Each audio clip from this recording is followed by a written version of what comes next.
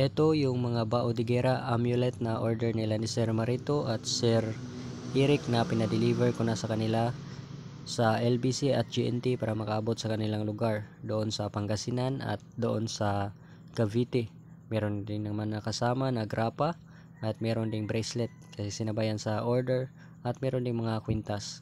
Ganito ang itsura ng pagkagawa ng bao de guerra. So hindi ako gumagamit ng makina sa paggawa nito, so mano-mano lang para makontrol ko yung paggawa ng bao para hindi masyadong maging manipis, para tumagal at para magamit sa pangmatagalang panahon. At lahat ito silyado at hindi yan basta-basta nasisira, basta iingatan lang at aalagaan.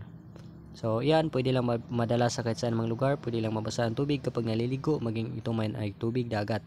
O meron siyang langis na nagmumula sa grapa, pampahid yan sa kanilang bao de guerra bilang pampalakas at pampakinis na rin. At refillable lang din iyan. Ayan, sa grapa refillable lang. Pag kalahati na yung laman ng langis, ay bumili lang ng langis ng virgin coconut oil sa butika at idagdag dito sa grapa. Wag lang hayaang maubos para humalo yung dating langis, kasi iba yung langis na nilagay ko dyan, hindi yan mga pangkaraniwang langis. Kaya pag haluin sa bagong langis na ilalagay para humalo yung bisa nung dating langis. Ito ay bracelet ni Sir Eric na dignum bracelet. Ito sinamahan ko ng mga pamproteksyon din na kwintas. Pwede nilang gamitin at pwede ning ibigay sa kanilang mga anak or asawa na gagamit ng ganito. Papasuot lang palagi para mabilis mag-absorb ang bisa nito sa kanilang katawan.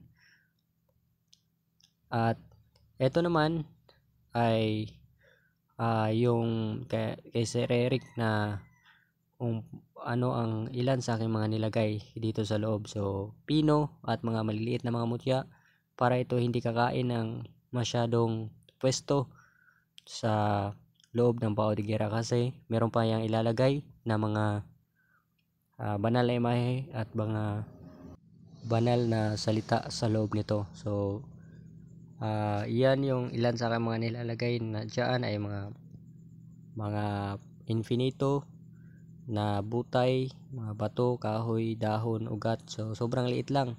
May ilan dyan, mutya salinta, bato balisong, o pandakaking puti, pandakaking itim, at iba pa. So yan yung tinapal ko na yung mga maliit na mutya sa ilalim at nilagyan ko rin ng mga banal na imahe. Ang purpose nitong banal na imahe ay para hindi basta-basta namamatay sa panahon ng malalang aksidente at hindi basta-basta nasusumpa ng mga kaaway na may masamang tangka. So ito ay ginagamit lamang sa pangkabutihan, hindi ito nakakatulong sa mga sinasadyang gawin ng may-ari na alam niya ikakapinsala niya. Hindi rin ito nagagamit sa mga gawain na nakakapinsala na ibang tao.